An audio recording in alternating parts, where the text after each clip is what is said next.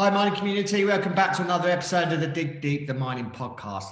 And today's guest is Keith Coughlan, who's the Managing Director at European Metals, who are an Australian and UK listed mineral exploration and development company advancing lithium and tin project in the Czech Republic. Keith's background is in stockbroking and funds management and has been involved in the funding, promoting acquisitions of resources companies that are listed on various stock exchanges like the ASX, AIM and TSX during his career.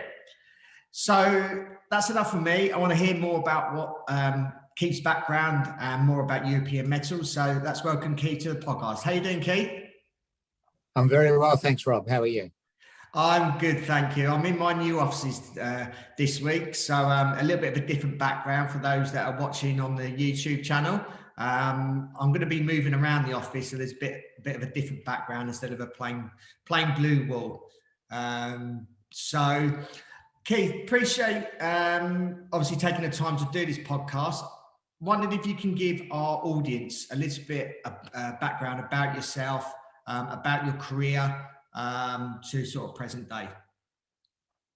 Sure, Rob, and thanks for having me on your podcast.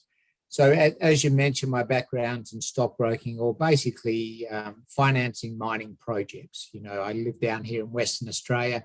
It's very much a resource base, an area where there's a long history of mining, and Australians have for some time exported that mining expertise overseas, and we've been involved in funding a lot of those sort of projects in many different parts of the world, and in pretty much all metals and commodities over the journey. And that's really how I got involved in this project. I was asked to get involved in the company that became European Metals at a time when it didn't have a project. It was looking to acquire a project. We were introduced to Cinovec as an opportunity. This is way back in 2013. Cinovec is a historic tin mine. And at the time, it was introduced to us as a tin mine with some very interesting lithium resource there. And so as we dug deeper and we spent some time further advancing the project after we acquired it in early 2014, we started to focus very much on the lithium endowment there. The tin is still important to us, but obviously in this day, it's all about the lithium.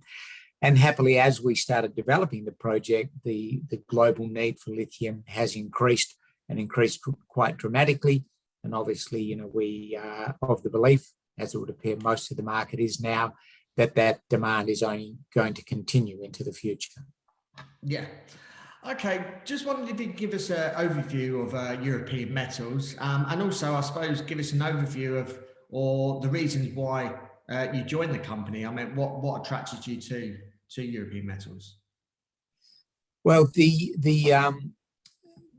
project looked very good to us early on. When I found the project, did the due diligence and bought it for the company, I was in a non-executive capacity with the company.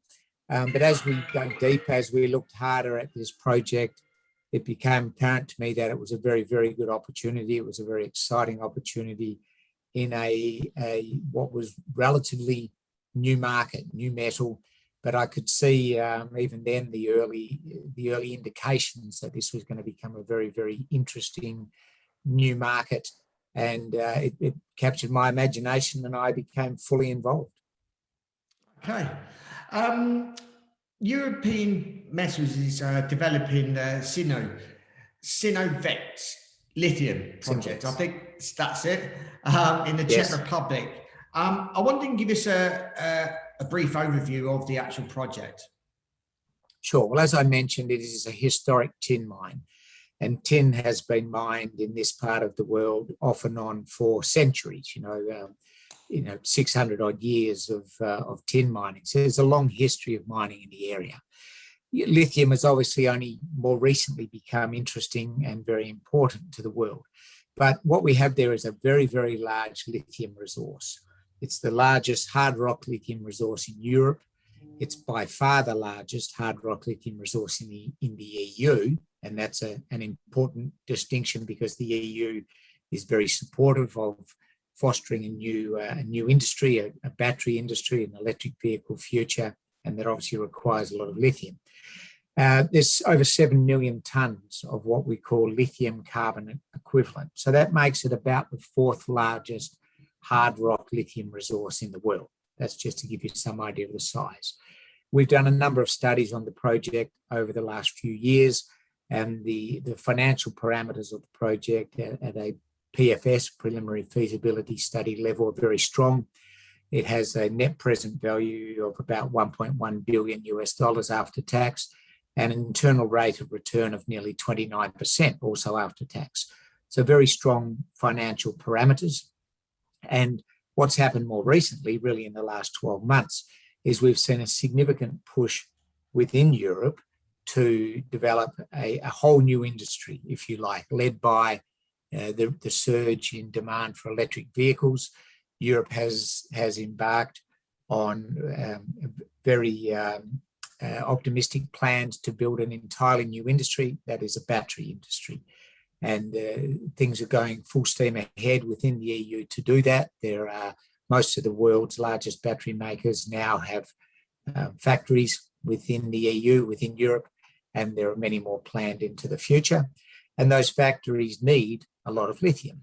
So it would appear that because of the amount of vehicles that are going to be built in Europe, electric vehicles built in Europe in the foreseeable future, that the demand for lithium in Europe is going to grow pretty much quicker than anywhere else in the world. And there's no current supply. So there's no battery-grade lithium currently produced in Europe. So you have an enormous growth in demand without any local supply. And another thing that happened last year with the COVID situation is the world realized how dangerous it is to rely on global supply chains, at times where you can have major disruption. So the EU is focused on the development of its own local supply chains. So developing local lithium mines and other metals that go into batteries, but from our point of view, obviously focused on lithium. And so we've seen this surge in demand for the metal globally, but even more so within Europe, within our sphere of operations, because of this desire to secure their own supplies. The battery chemicals market, the lithium market, is really dominated currently by China. They have little more than 80% of the global market. And Europe can recognize the danger, I think, in committing enormous money towards building a whole new industry, but then being reliant on someone like China for a significant part of the supply chain that industry requires. And that I think is the main driving force behind the EU's strong commitment to this industry. Yeah. And who are your clients in terms of the types of companies that you will be giving this lithium to, and also their jurisdictions? What countries are they in, or is it just concentrated within Europe? Well, we envisage selling all of our product within Europe. And this is actually a very important consideration. A lot of the world's lithium is mined in Australia, and a lot is also produced in South America. And the journey that material has to take to end up with the end user is a very, very long journey. To ship a concentrate from Australia to Europe is over 17,000 kilometres. And even further if it has to go via China, for example, to be further treated, further beneficiated. So the local nature of our product is a great advantage to us. It goes towards things like your carbon footprint. Obviously all that travel, all that transport can only increase the CO2 footprint of that material. So, it's very advantageous for us to be selling the product locally. And there's really no need for us to be looking further afield. Within 500 kilometres of our project, there's over 6 million vehicles made every year. And as more and more of those vehicles are being made electric, we can see the demand for our product. We don't think we'll be shipping product or trucking product any further than 300 or 400 kilometres, and quite possibly it'll be 100 to 150 kilometres. Okay. And you've recently submitted environmental impact assessment. Can you explain the importance of that assessment which carries the Cinovec and the project development goals? Certainly. So your environmental impact assessment is it's a critical path item in terms of developing the project and getting all the permits that are required to go into production. So you have a series of permits typically with a mining project leading up to your final mining permit, right at the end of all of your studies and when you're ready to make a final investment decision and go into construction. And the EIA is a very important part of that process. Now, we've been working on that EIA for some years now. You need to submit baseline studies that go for some years.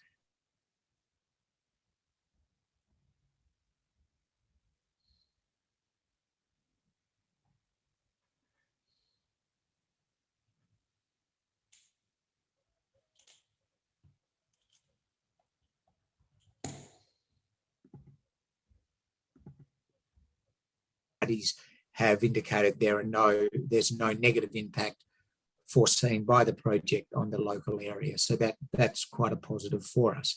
And all of that folds into the much bigger issue of ESG, the environmental, social and governance properties of all mining projects globally. And ESG considerations are becoming more and more important globally, both from the point of view of investors, people who invest into projects, but also from the point of view of your customers. So when we look to sell lithium to an end user, a European car maker or a battery maker, for example, they are very interested to know what our ESG credentials are. What impact have we had on the environment and on the people who live in the vicinity of our mine? And so having a strong EIA, having strong ESG credentials is very important for the project going forward. Okay. Obviously, lithium is critical to the transition to electrification, and also obviously helping to achieve net carbon economies. How do you sort of plan and monitor and obviously report on Cinovec's ESG? And how does the company or operation compare to other lithium projects in terms of ESG? So we've just recently announced the adoption of a formal ESG consultant and a measurement program. So whilst we have been developing Cinovec right from the start to the very highest ESG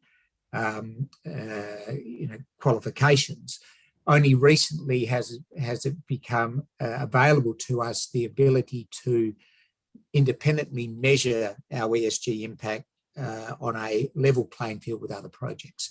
So we've adopted that just in the last few weeks, announced it last week to the market. So we are going with an external consultant called Social Suite. This is their business globally, and they have devised a whole range of tools for measuring our ESG impact. And this is an ongoing process. So it's like a score sheet. And the great thing of having this tool is that people, both investors and end users, can measure our ESG score, if you like, or our credentials versus other projects. Now, we've already started with some positives in our favour. Firstly, the fact that we are re-entering a historic underground mine is important. That's important from an environmental point of view, but it's also important from a social point of view. So we very, very minimal surface disturbance because it's underground. The fact that it, as I say, it's a historic mine is also a tick from both of those perspectives. And, we've designed the project so we will conduct most of the front end, so most of obviously the mining, but also the crushing and the grinding and this sort of thing will actually all be conducted underground, which means there's very little surface disruption. It takes away any visual pollution of seeing, a mine head frame at surface, noise pollution, dust and all these sorts of things. So it's all contained underground. We then will slurry pipe. So we transport a concentrate via a slurry pipe to the processing plant, which means we're not having trucks going through the village or disrupting the locals. So all of these have been long-term considerations that are very positive from the point of view of our ESG credentials. In terms of how we compare with other projects, so again, the formal comparison of this is a relatively new tool that's only just becoming available to companies now. So we will engage with some formal independent consultants a little later this year on doing a formal study, what they call an LCA, a life cycle assessment. So it measures your overall impact on the environment, your overall CO2 footprint for the whole life of the project. So we haven't embarked on that formally yet.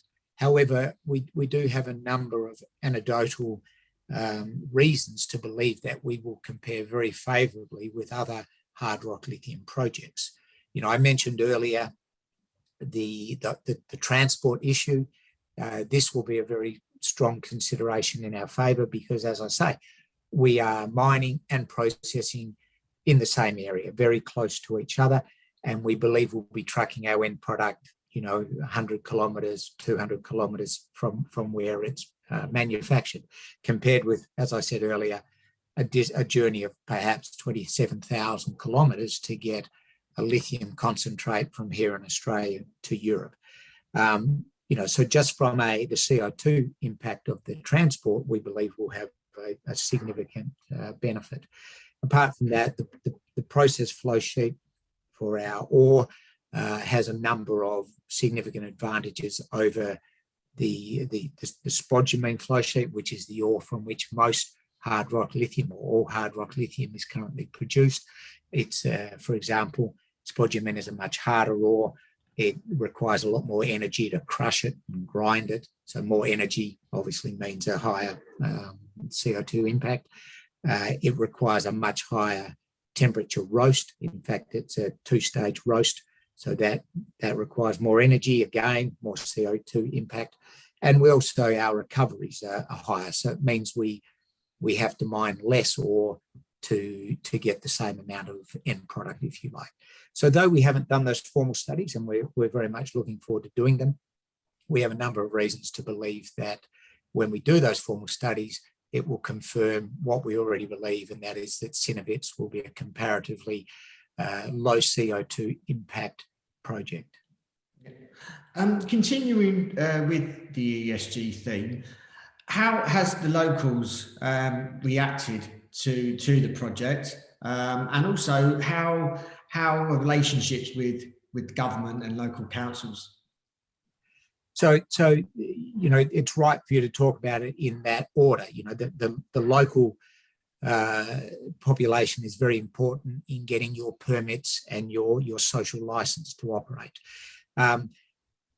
Happily, we have very good relationship at a local level. And that's partially because of the history of the mine. The mine operated in the area for many, many years. So a lot of people there have fathers or uncles or brothers who worked in the mine prior to it being shut down a few years ago now. So there is a nostalgia, if you like, to the mine, and a lot of people would like to see the mine reopened. The area we'll be operating in is a historic coal mining area as well. And as this region moves away from coal mining and towards green energy, there will be job losses in the coal industry. And we will obviously be taking people who were formerly coal miners and retraining them to be lithium miners. So, we'll be creating quite a number of jobs. So we have a significant level of support at a local level. From the point of view of the federal government level, well, our partner in the project is the Czech national power utility called CEZ. And CEZ is a publicly listed company, but it is about 60% owned by the Czech government. So effectively, the Czech government is our partner at a project level. So, clearly we have quite a good relationship with them, and we have aligned interests in terms of bringing the project into production as quickly as possible. Also, the government would like to see, the automotive industry is very important in the Czech Republic. I think it accounts for about 10% of GDP. It's a big employer, and there's a lot of, parochial consideration for the Skoda automobile, for example. And the Czech government would very much like to see Czech lithium powering Czech electric vehicles into the future. So, we have a lot of support in the project. We also have a lot of support at a European Union level. Excuse me. I mentioned earlier the EU is very supportive of building a battery industry, very supportive of an electric vehicle future. But they've also recognised the fact that they need to foster the development of the region's own critical raw materials. So because Cinovec is the largest hard rock lithium resource in Europe, because it's quite possibly the closest to production of battery grade chemicals in Europe, we do get significant support at a European Union level as well. And that's also very important to us. Okay. Over recent weeks and months, the demand for electric vehicles has significantly increased. How has that impacted the lithium industry, I suppose, in the short term? So it goes straight to the supply and demand equation for lithium. So, all commentators have, slightly different views on what the numbers look like. But certainly the demand for lithium in Europe is going to grow very, very quickly. And, I've seen numbers out there for 2030 of up to 300,000 tonnes of LCE, lithium carbonate equivalent, being required in Europe, just in Europe, for the projected number of electric vehicles. And as I say, bearing in mind that there is no current production. So 300,000 tonnes is more than the world consumed last year. So that gives you some idea of the dramatic increase. And the supply side, the mining side, simply can't respond that quickly. Mining is a long process. It's generally 8 or 9 years from when you begin exploring for a metal before you get to production. So the fact that this demand is going to come within that window means that the supply side is going to struggle to meet the demand out to, say, 2030 or slightly thereafter. So that's likely to have the effect of pushing up the price of lithium. We have seen in the last year quite a significant increase in the price of lithium. Say 3 years ago, we saw a similar increase in the price of lithium, and then the supply got a little ahead of the demand, so the price came off. But as the ramp up continues, we're unlikely to see that same dynamic where we see a spike in price and it comes off. I think we'll see a more steady and more sustained rise in the price. The supply side will move to, will react, it will move to meet the demand, but, I think it's going to move slower than some people believe. So I foresee higher prices for lithium, a great deal more demand, and I see potentially a little bit of a scramble in the next few years from some of the end users to secure their own supply. With the UK stating that they would need to sort of stockpile a lot of these metals, such as lithium, to secure a supply of raw materials to keep up with demand, which I imagine a lot of countries in a similar position. How do you view Europe's need for a domestic supply? I think Europe absolutely has a need for domestic supply, and there's not that many lithium deposits, not that many lithium projects in Europe at all, at any stage of development. So if every single currently known lithium project in the EU were to come on stream on time and in the capacity that it could possibly produce, there's still not enough lithium going to be produced in the EU in the next 10 years to meet the demand of the EU. So the EU is still going to have to import lithium from other parts of the world. The UK similarly has no production of lithium. There's a couple of small lithium projects in the south that are at various stages of development, but some years away from any production whatsoever. So the UK is also going to need to import lithium if it's going to meet those targets, if it is going to meet those goals. And there's no other way about it. The raw material supply is the mediating factor. You can't have a lithium-ion battery without lithium. And you can't just decide that you need lithium tomorrow and, place a purchase order and it turns up. It doesn't happen like that. The lithium that's going to be required in 2025 has to have been, production has to have started or nearly started now if you're going to get that lithium in 2025. Yeah. Where other places are there in Europe that people are trying to discover lithium? Is there any sort of constant areas of concentration where they believe lithium is located and looking to obviously develop that? So there are known projects in Spain, Portugal, Austria, Serbia, and Norway that I know. There's also there's one in Germany as well.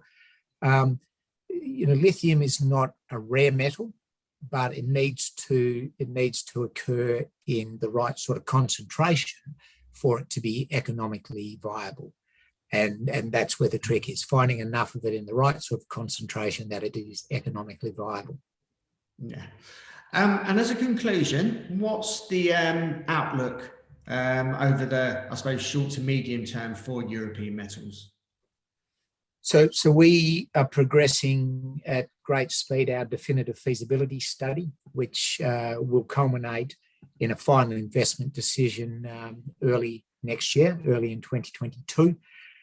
So we will be reporting progress on that study as the year goes by. We'll be reporting, various components of that study, important components like our various very important stages of test work, like our lock cycle test work, our pilot plant work, producing samples, commercial samples for potential off-takers, et cetera. We're reporting a lot more about the environmental considerations, the ESG, and as I said earlier, a formal carbon footprint study. But really the key for us, the key for driving the project forward quickly and in the best financial way will be offtake. That is securing offtake agreements with end users, car manufacturers, battery manufacturers within Europe. And that is something that we're heavily focused on doing. And, something that I look forward to be able to reporting to the market over the coming months. Yeah.